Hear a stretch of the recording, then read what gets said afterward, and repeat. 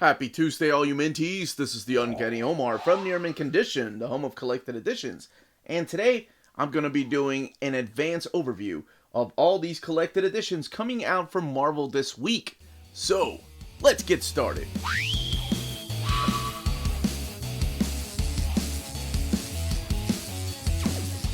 And welcome back, everybody. So before getting started, I do want to give a huge thank you to David Gabriel and the fine folks at Marvel for sending us advanced copies of these collected editions.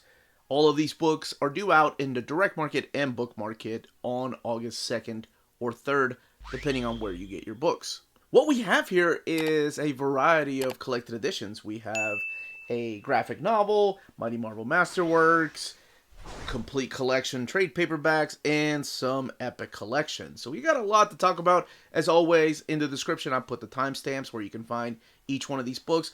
We'll be doing a more deep dive review of it's X-Men. It's the Uncanny Omar, so of course we have to let our kids talk about this particular era of X-Men. So look for that on the channel. And let's go ahead and get started. We'll be talking about, let's talk about the Mighty Marvel Masterworks. The Mighty Marvel Masterworks, X-Men Volume 2. And what else are you going to name this but Where Walks the Juggernaut? So here we have the standard edition cover, the direct market cover, and of course the spines being different, just like Marvel Masterworks, which are being reprinted, and then the backs are also different. This being a limited edition, this is a volume 15 of a special limited printing collector's edition for a classic cover art, but still collecting the exact same content. You have X-Men 11 through 19, both of them retailing for $15.99. Let's look at this one in here. The inside is completely identical, as we've gone over several of these. There's 200 pages collected in this one. Here are the credits. You have Stan Lee, Jack Kirby, Werner Roth, Alex Toth, oh my goodness, Dick Ayers, Chick Stone, Vince Colletta, just to name a few of the creators that worked on this particular book. So it all kicks off with the first appearance of the Stranger in here. You're also going to have, of course, the first appearance of, oh, it's the Juggernaut! You know, my kid had a onesie that said it's the Juggernaut. Never mind. But you have the first appearance of Kane Marco. That's right. You go back a little bit into Professor Xavier's past, him having a flashback of his brother and his relationship. And this brings back a lot of memories, this particular collection, because one of the oldest comics I ever had as a kid, I saved my money. You have the first appearance of the Sentinels in here. Oh, there's all these classic characters that you're probably familiar with that made their first appearance in here, including the Master Mold, Sentinels there, Stranger. That Sentinel story was like a 3-parter, I think. But this is the issue right here that I had. This was the oldest issue. I love that red cover. I thought it was one of the coolest covers. And sadly, you know, when change of events happened in my life, I had to get rid of it. But I had this up on my wall. Long before CGC was a thing, we used to make these, like, cheap trips to Walmart to buy these plastic. They were cheapo, like, $1, I think, for 4 of them. Frames. They were plastic frames, but your comic books, like Silver Age comics, would fit in there perfectly. So I would put it in a frame and then hang it up in my room. I thought that was just the coolest way to show my oldest X-Men comic. And then eventually, of course, I went back. The older I got, the more money I saved. I started earning more money, and I went back to eventually having an issue 1. But those days are long gone, and I had to get rid of them. But here's the other one that I had, if I mentioned. Mine was a little yellow, though, this particular cover right here with the Return of Magneto. So these stories in here mean a lot to me because it just meant, like, saving my money for a long time to buy one of those. And I think it only cost me, like, $10. Like, it wasn't that expensive. I have no idea how much those issues go for. Why didn't I stick around for the first appearance of the Mimic, though? So Mimic makes his appearance right there in just absorbing the powers of these mutants that we know and love. And I can't wait to see what my kids think about this era. And then, of course, you have some Jack Kirby and Chick Stone original artwork. This is the Jack Kirby, Alex Toth, and Vince Colletta. So that's all the way in the back. 200 pages, $15.99. Next up is Strange Academy, Volume 3. And this is Wishcraft. Who are these characters on the front cover? Now, This, I was told, wraps up the first year of Strange Academy with issue 18. So this collects issues 13 through 18. On the left-hand side here, I love the way they do this, like a yearbook, of course. But here are all the characters that are going to be portrayed, all the kids that are part of the Strange Academy. So it all kicks off with this story about Zoe. You get actually to know her background, her origin story. And then you have the character of Emily visiting this mysterious character in chains. I thought the story was really sweet. This is the Imperator, and it's all about granting wishes. And speaking of wishes, this is where Calvin right here starts talking to this particular character. This is what is his name? Not Gaslight, Gaslamp, I think is his name. But before we talk about Gaslamp, we have Doyle and Emily's relationship just starting to. They get closer and closer together. Then we have these characters that show up on the cover here. I love this issue. This is issue number 14. Because what we're looking at here, for some of you X-Men lovers, is the Age of Apocalypse.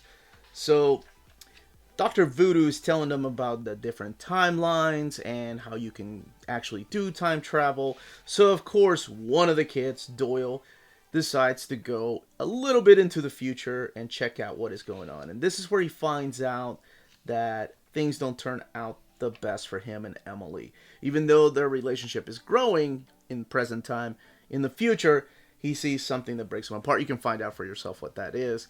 And he decides that he needs to leave the school. He wants to leave the school, and that's what this volume is really about. Are these kids leaving the school, one of them against their will, and because, well, they get expelled. And then eventually the kids just find freedom. I didn't expect this particular volume to go the way that it did. I'm loving this series. And yes, so Calvin, like I said, had been talking to Gaslamp. And Gaslamp says you can have one wish. So, of course, Calvin, after the events of the previous volume, has been losing his magic. And here he's wishing for more, stronger magic to take out the other kids that don't have any faith in him. So, of course, wishes don't come free. And he has to go back to Gaslamp to ask for more wishes. And then Gaslamp's like, oh, you want some more? Well, all you have to do is get your little friends to come over here. And you get one wish for every... It's like a freaking timeshare. But you get the idea. But like I said, I didn't expect this story to go the way that it did. All the teachers are here. So you have Magic and Wong and Scarlet Witch. They all show up in here. And then towards the end, there's a twist that I didn't see coming. I'm like, holy crap, where is year 2 gonna go? But that's all I will say about that. You have beautiful artwork in here by Humberto Ramos, and then the colors of Edgar Delgado. Now let's look at the extras in the back. So all the way in the back, you have some of the variants right here. Todd Knock, Arthur Adams doing some of the variants, Ryan Stegman, and Peach Momoko, just to name a few. And of course, where the other stories are collected. Now, this is a graphic novel, meaning that the size of it is smaller than your average trade paperback. But the price is also a little bit cheaper. This is $13.99. It does have 144 pages in it. But yeah, because I'm comparing it to an Epic collection, which are some of the thicker collections. Fantastic Four, Volume 10, The Reckoning War, Part 1. This is what Dan Slott has been building up for years. Not just since the beginning of him taking over the Fantastic Four, but I'm talking about years before, over a decade. Oh my gosh, how long has it been? Maybe 16 years ago, he wrote a story in She-Hulk Volume 2, so the second run of She-Hulk when he was writing it. Number 3, I think. And it's a story about Jennifer traveling to the future, and then she sees that she's responsible for this huge, horrible event that is going to happen. And that is the Reckoning War. So, what the heck? All those people that have been reading She-Hulk and love Dan Slott's run, the payoff is finally here. You get to find out what that event is, and that is called the Reckoning War. So, this is something that has been building for years. And the thing of it is, though, I did get to finally read this. I hadn't heard anybody really talk about this event. But you don't need to have known what happened years prior to this. You don't even need to have read what's going on in Fantastic Four. It does a really good job of catching you up to speed as to who's with who's married to whose kids are what. Of course, you'll want to go back and read Dan Slott's run, but I think it does a really good job of just introducing you to these characters like you're reading them for the first time. It might get a little confusing with multiverse, but then again, what story is not confusing when we talk about the multiverse? I love this right here. Can you imagine seeing this on the big screen one day?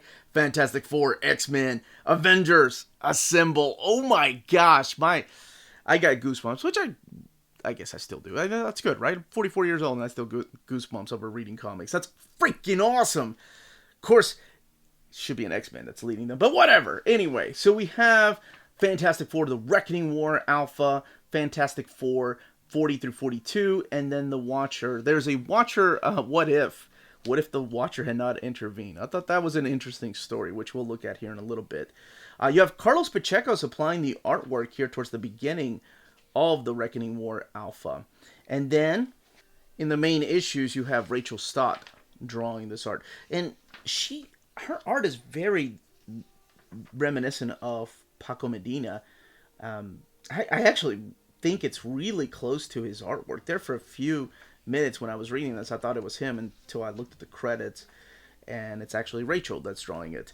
And then Javier Rodriguez does the What If story, which we'll look at here in a little bit. So what is The Reckoning? Well, we're talking about the First War, long before the Skrull, long before the Kree, before the Shi'ar Empire, before the Qatari. We're looking at something that has affected the multiverse. Now the Watchers are getting involved. So much so that Uatu, the main Watcher that we've known for a long time, and you can find out exactly if that's really him, how he came back, if it's really him, by reading Dan Slott's run. But, actually, was it Empire? I think it was towards the ending of Empire that happened. But he gets involved, and he has a new Herald. And his Herald, well, it's pretty interesting how he gets a Herald and who that Herald is. And nobody believes the Herald is actually the Herald of the Watcher. So Galactus gets involved. All the Heralds of Galactus are involved. This is a huge war that's not just affecting our universe, but the multiverse too. We have these brand new villains, including one, this lady right here, that is green. As a matter of fact, they're all green. This new villains, this new race. And all their names starts with R, like Ruin and Reject. And this lady's name is Rapture. And immediately Ben recognizes her. I love the editor's note, by the way. Thank you for bringing them back. I miss them. I know they were gone in like the early odds and mid odds, but my gosh, they make reading so much easier. Because they tell you, oh yeah, he remembers her because he saw his own future and how Ben was going to die. She was apparently going to kill him. Now, whether that happens or not in here, find out. All I know that I can say without going into spoilers is we've seen Reed Richards become a complete prick over time. Like, we've seen the things that he's done. What he does with Ben in this, though, I was like, damn, dude, what? How are you going to tell your best friend that? It's like a huge betrayal. And, well, you'll see why he says the things he does, or why he does the things that he does. But this is the beginning of the Reckoning War, and I can't wait to see where it goes. I thought it was a pretty fun story. I know that, here, let's look at the What If. That Dan Slott's run on Fantastic Four is hit and miss. Some people like some of the stories, some people like everything. Some people completely hate it. They think it's the worst run on the Fantastic Four, which is really weird, because this is the exact same thing I've heard about his Spider-Man run. And now everybody and their mother wants a Spider-Man by Dan Slott omnibus, so I'm sure years from now everybody's going to be like, where's my Dan Slott by Fantastic Four omnibus? And they don't remember the times when you're in the middle and people are like, oh, I hate it, it's the worst thing that's happened to the Fantastic Four. Oh my gosh, it's the best. And I'm honestly somewhere in the middle with this, because there are some really good stories. It does carry a lot of nostalgia for me, and I'm not even the biggest fan of the Fantastic Four, but there are a lot of classic stories, including this What If. I love this. This is What If the Watcher had not intervened, or I'm sorry, What If Uatu. We're in first name basis now with Uatu, but the story is called What If the Watcher had never interfered. Not intervened, that's on me. But it is going back to the Galactus, the Coming of Galactus story, including all the classic robot that comes out and fights Ben. Yes, all of that is in here. with, of course, a twist, because we are talking about the what if. So this is the beginning of the Reckoning War. We have strong new villains. I love this when Reed is talking to everybody. He tells Captain America the best way to defend himself against the Badoon attack is to throw his shield at Vance Astro, because the Badoon have a psychological fear of what Vance Astro will become. And of course, if you read Guardians of the Galaxy, I'm talking about Jim Valentino's run, and well, before that even, Vance Astro, Marvel Boy, Justice will eventually become Major Victory. Badass. I love that. He tells, Tony and Captain Marvel where to strike. That's really cool. I like this read. And you're probably wondering, what happened to the beard? It was so hot. Or cool. Whatever your taste is. Yeah, he shaves it off for some reason. He wants to go back to a classic look. So much so that he changes everybody's costume too. Going back to the classic costume, because it will have a calming effect on the rest of the world. That's how he puts it. This book right here has 144 pages and retails for $17.99. And it is the beginning of the end, because he is leaving the title of Dan Slott's The Reckoning War. It's that spine watching time of the episode. So don't forget to smash that like button, subscribe if you're new to the channel. We put out videos every day. But here's what all of this week's spines look like. Alright, let's get back to the overview. Captain America, Heroes Return, the Complete Collection, Volume 2. So we are wrapping up Mark Waid's run on Captain America. Well, his second run. First was right before Heroes Reborn, and then this is during the Heroes Return era. So this collects issues 13 through 24 of Captain America, 23 being his last one. 24 was Tom DeFalco, and it also collects Captain America Annual 99. So it is collecting stuff that he didn't write. So in here we're going to have the return of the Red Skull. Now if you have been reading Captain America by Mark Waid, you know that this is the second time Mark Waid is bringing back the Red Skull. But in this particular comic right here, holy crap, there is some freaking amazing stuff. I talked about this when talking about his Omnibus edition. This is collected in the Mark Waid Omnibus edition. And this issue right here, Evil is Back, issue number 14. The uncensored issue is all the way in the back too. Just like in the Omnibus edition, they kept it all the way in the back. But this issue is just pure brilliance. You have, of course, what is the Red Skull without the Cosmic Cube, I swear. So the Cosmic Cube has put the Red Skull in this particular alternate reality. He's forced to live in an ethically diverse city where he's doing his old job as a bellboy. And I thought that was just purely brilliant. Like, he is forced to live here. Everything is black and white with the exception of his Red Skull. And then later on you'll see some other color. And he's living in his own personal hell. Now, how he gets out of this personal hell, well, that's Kang the Conqueror coming in and helping him out with a price. So the Cosmic Cube and the Red Skull end up merging. That's where you get this awesome costume. And now Captain America has to fight him. Now, if you've been reading Captain America, you know what ended up happening to his shield. So he has this energy shield, which was, hey, that was cool. And then you're like, oh man, I kind of miss his classic shield. Worry not. The classic shield comes back here in a unique way. In a way I didn't see it happening. Because, it's a very unique shield and it got broken. Can't do that to Cap. I do love the appearance of the Avengers. This is the Kurt Busiek run on Avengers. So Justice and Firestar and Scarlet Witch. Love that George Perez outfit. All of them coming in here and helping him. I love that era. You also have Andy Kubert supplying a lot of the artwork. You also have Doug Braithwaite. You have Lee Weeks. You have Patrick Searcher. But my favorite moments in here are when Andy Kubert's pencils are inked by his dad, Joe Kubert. I love when that happens. And that's happened from time to time.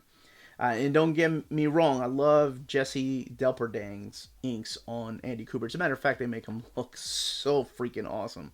I love the shadows. But there's just something beautiful about father and son working together on a comic. It's just great. But you do have this quote-unquote final fight between the Red Skull and Captain America.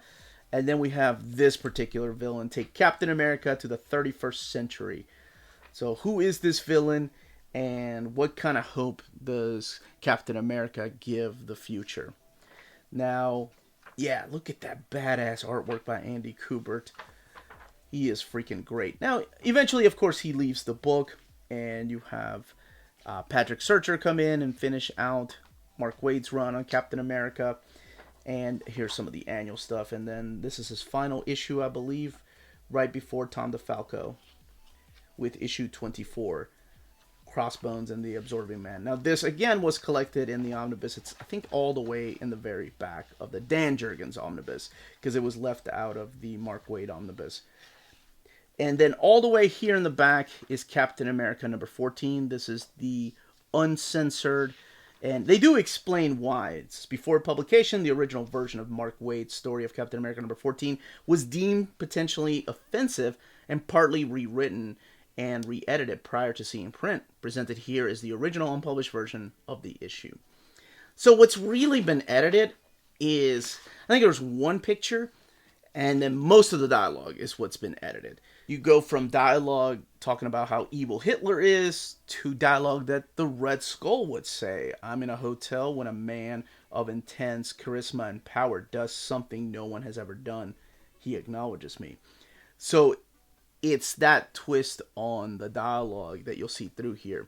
Admiring things like Nazis, right? Because you are talking about the perspective of the Red Skull, one of the biggest fictional Nazis. But all of that is back here, left intact. The book has 368 pages. Let's look at the extras. And this retails for $39.99. Here's a Captain America number 16 backup feature. Sentinel of Liberty. More backup features. And they're all back here. The broken shield. Oh, man.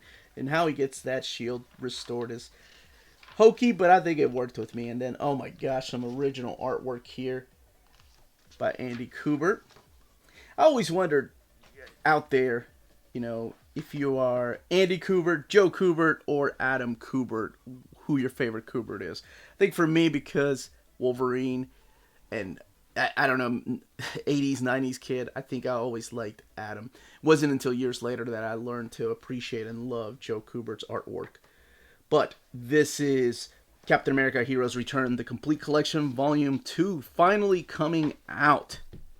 Avengers Epic Collection, Volume 8, The Kang War.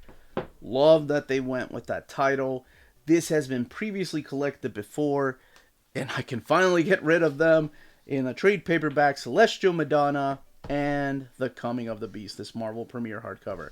Nothing wrong with these beautiful hardcovers. I love them for that time, but now we have Epic Collection, so out of the way. There are some issues in here I've never read, because I didn't have the Essentials of Avengers. I didn't have the... No, I did. I take it back. I did have some of the early Essentials, but I never made it this far. And I didn't have the Marvel Masterworks. I never made it to... I think I made it to Volume 11 or 12, and these happened later. So there were about 5 issues I'd never read in here, because this doesn't collect everything. Look at what they leave out! Issues 137 to 140, and they were like, yeah, you don't need the rest. And then we bring it back with 145 and 146. What? But that was the way collected editions worked back then. Boy, we are living in the golden age of collected editions. So, yes, this is the Celestial Madonna saga, which they recently reprinted like a big, thick trade, collecting the stories of Mantis and Kang and the Swordsman. So it kicks off with issue 129 of the Avengers, Sal Buscema doing a lot of the artwork in here, moving on to the giant size issue number 2. So this collects Avengers 129 to 149, giant size Avengers 2 to 4, material from giant size Avengers number 5, which is just the cover, because number 5 was a reprint of giant size number 1, and then material from Marvel Treasury Edition number 7 and Foom number 12. So the book has 504 pages, retails for $44.99. So the story of the Celestial Madonna, Kang the Conqueror, my favorite Avengers villain, has decided to kidnap these 3 ladies, Scarlet Witch, Mantis, and Agatha, because one of them is destined to become the Celestial Madonna and give birth to a child that Kang needs, if you will. Now, of course, it's up to the Avengers, this mysterious stranger, to team up and rescue these ladies. Now, unfortunately, in the Giant Size number 2, there is a death of an Avenger. And it is pretty sad because the whole time this Avenger's like, I'm nothing. And, he wasn't a true Avenger, if you will. I guess it really depends on your definition. But he did become a hero in the end, is all I'm going to say. And then we have, Kang plays a big part in this. And so does Mantis, by the way. Love that. They were taking a lot of risk with some of the stories that they were telling here. This is when Steve Englehart, who writes most of this, by the way, along with Roy Thomas comes in and does some stuff, Sal Buscema doing the artwork in here.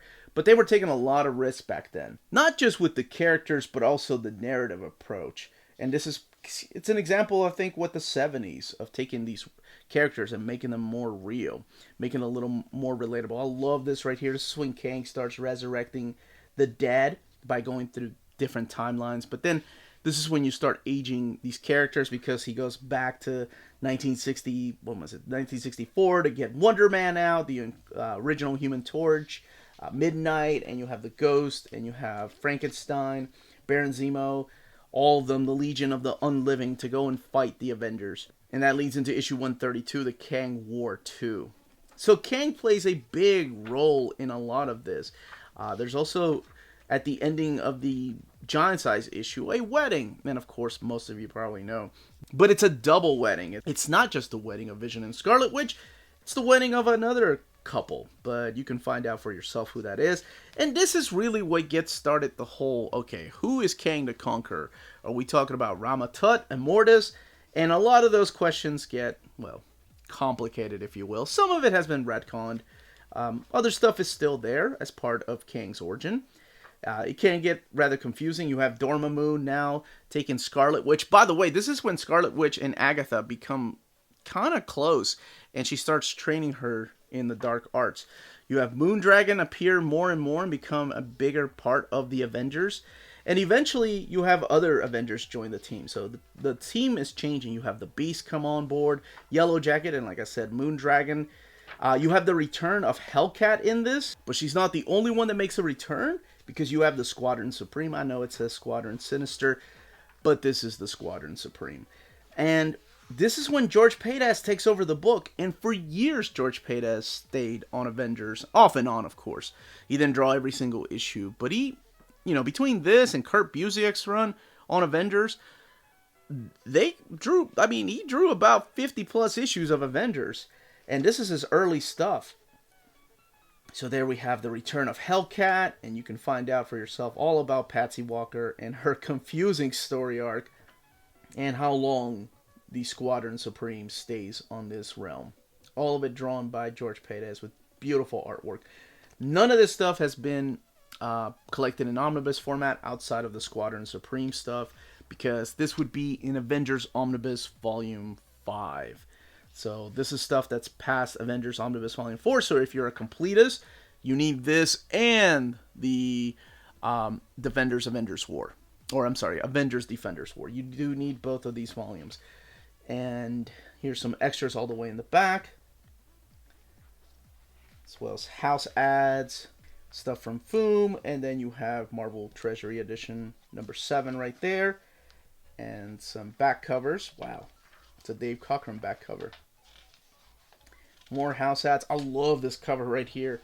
This is the back cover to the Marvel Index from 1976 by Frank Reyes. Dude, that is awesome. And this is the front piece right here. And this is the cover that originally featured Doctor Doom. But then they thought, well, no, let's just keep it simple. Keep it just Rama-Tut and Kang. Sorry, Doctor Doom got knocked out the way. And we have some original artwork here. The book, again, retails for $44.99, and it has 504 pages. And that is Avengers Kang War. Last but certainly not least, because a whole generation grew up on these books, Generation X, Epic Collection, Volume 2, Emplate's Revenge. Emplate, not Emplate. But I guess if you've read the book, then you know about it. Nah, never mind. Collecting the years 1994 to 1997. So it is the tail end of 94 and the beginning of 1997. This also marks the era where I said goodbye to comic books for a long time. Yeah, but you can never stay too far away. I'm sure. I love reading when my viewers are like, dude, I used to read comics 10 years ago and now I'm back. Thank you so much for introducing me to Omnis. And I'm sorry to your wallet, by the way. And collected editions and epic collections and oversized hardcovers. Again, apologies to your wallet. But this is a very interesting era because this is the era that I was digging this stuff. Chris Bachalo had just left to go do Death, the sequel, so The Time of Your Life.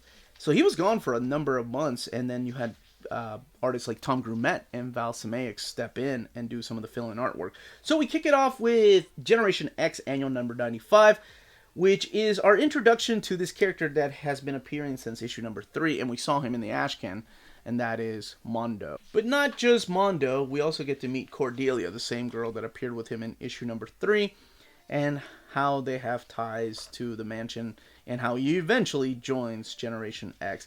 There's a backup story here in the annual. I believe this is Jeff Matsuda, if I'm not mistaken. Or at least it looks like Jeff Matsuda's artwork. I mean, that looks like a Jeff Matsuda art. Chris Bachalo is still doing the covers, but we do have internal artwork by Tom Grumet, who you saw in the last volume. We have a little bit of a flashback here with stories featuring Sean Cassidy, the Banshee, who is their Professor X, if you will. And then we have Omega Red coming in here and wreaking havoc. We have a Val Semeiks issue right here. And then after that issue, we have this. This is the San Diego Comic-Con giveaway from 1994. It was an Ashcan. Months before Generation X came out, this is what they gave away. And a lot of it was reprinted in black and white. So a lot of us that went to the comic book store got that copy. But this was the original colors introducing us to the characters, including Mondo. So there was no way they could have printed this in the first issue because Mondo hadn't joined the team until that annual.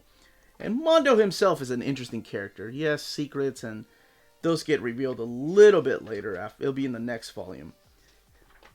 I love this road trip between Jono and, what's his name, Skin, though. So we have the return of Emplate right now. And here you get to find out, Emplate, first of all, has his own team right here of Bulwark and Vincent and Gale back there. There's another character named Murmur. And then, who is that? Penance, what is she doing there? And what does M have to do with Emplate and Penance and all those characters? But you get to find out in that particular issue. Bishop comes in and tries to help out and save the day. And if you're a fan of the Gen Next, or Generation Next as they called the Age of Apocalypse era, then you're probably familiar with this character right here, Vincent, and who he is and what his powers are. Then there are things that happen to Sync, but we won't talk about everything here. Then we have, of course, the glorious return of Chris Bachalo with the Executioner. And this is all right around the time when Onslaught is about to happen. You have Howard the Duck actually join the Treehouse. And after, I believe, yeah, this is the final issue that I had. So, with this, the kids get stranded in Canada for a little bit. Banshee goes up there to get them back. And then we get this issue. So this is after the Onslaught book. So even though it says Impact 1 on the covers, or Impact 2, they don't really have a lot to do with Onslaught. They kind of are doing their own thing. There's talk of Onslaught and what's going on in the States while they're in Canada. But this right here marks my final issue getting monthly titles since I was a kid. And I remember reading it, and it was just so hard because I was working at a comic book store when I gave up reading comics. It just got to be too much. Onslaught just kind of ruined things for me, and I just wanted a break. You know, I needed excuses. But I remember getting this issue, and back then, and I still do to this day for the issues that I've kept, I had kept my backing boards, so I would put, 2 issues in each one. So 1 and 2, 3 and 4, 5 and 6. So I thought, oh, this is perfect. I'm ending it with issue 20. That means I can just use one bag and board for issues 19 and 20, call it a day, put them away. So this was my final issue of Generation X for a long time. This is the one that has Franklin Richards join the team because, well, events of Onslaught. And I didn't read issues 21 and forward until years later, until I came back to comics and bought a bunch. Oh my gosh, did I make up for some lost time. I bought a bunch of back issues and started reading them then. That was probably in 2001, 2002 when I started doing that. So it does have another annual in here. This is annual 96. Did I talk about what's collected in here? Just in case I didn't, this does collect Gen X 10 through 23, annuals 95 and 96, and the San Diego Ash Can that we talked about, and then material from Incredible Hulk 97, which I also had to get, because as an X-Men completist, you have to get all their appearances, especially if it's something important. This is from the annual, but then it ends with this issue right here. That's the cover by Adam Polina. But Kevin Lau supplies the artwork for this. And Kevin Lau, when I was leaving comics, was taking over X-Force. Like, he was doing some fill-in issues for X-Force. And to me, this is, we had artists like Michael Golden and Arthur Adams, and of course Joe Matt coming in strong. And Joe Matt really brought in that big wave of anime-inspired artists like himself, Jeffrey Scott Campbell, and Humberto Ramos. But it wasn't until I remember seeing Kevin Lau that I'm like, oh my gosh, we are going full-blown manga in American comics. That is awesome and crazy at the same time, because I never thought I would see this type of artwork in American comics. Art inspired by manga and anime, absolutely, but full-blown out anime eyes and expressions and action sequences, I had never seen in an American comic. So it was really cool to see that. And I didn't know about this issue until years after I quit reading comics, but it's really cool to go back and look at his artwork. And absolutely inspired by anime and manga. But yeah, I eventually came back, but issue number 20 was my last issue. And there's a Nightmare issue in here. There's a lead up to the next event, which is of course the Operation Zero Tolerance, whenever you have Bastion involved. Here's some material from Marvel Visions, number 3 and number 7. Pretty much interviews with Scott Lobdell and Chris Bachalo. And then of course we have some house ads back here. The book retails for $44.99, and it has 488 pages. I'm going to leave it with that, the swimsuit special. But that, as they say, is that. If you're interested in purchasing any of these books, don't forget to check out our sponsor, cheapgraphicnovels.com, your online home for graphic novels and collected editions up to 50% off cover price. They have excellent shipping and prompt and helpful service. Check out their bargain deals for up to 90% off cover price. And don't forget that CGN also takes pre-orders. That way you don't miss out on the hottest releases. And they are currently running a special promotion for you Minties. If you're a first-time customer, after receiving your order confirmation email, reply back to that email and let them know Near Mint Condition sent you their way. They will then apply a free shipping promotional credit to your next order in the US. Cheap Graphic Novels, your source for the hottest books with the kind of deep discount, quality shipping, and customer service that will keep you coming back for more. And that was the content and page count of each of these collected editions. Let me know in the comments down below which ones you're picking up. Is this the way you're collecting Avengers? If you're hoping one day we'll get this stuff collected in omnibus format, I guess that would be a volume 5. Or Generation X, if you're holding out for an omnibus one day. I know there are a lot of people that are omnibus and hardcover only collectors, and I get it. But, I don't know, there's some stuff that I don't see happening, well, not for a long time. I mean, I'm sure we'll get a Gen X omnibus. I'm sure we'll get a Gen X omnibus one day. That's not what I'm saying. What the hell am I saying? Everyone stay healthy and safe out there. If you have any questions or comments, leave them down below. Much love.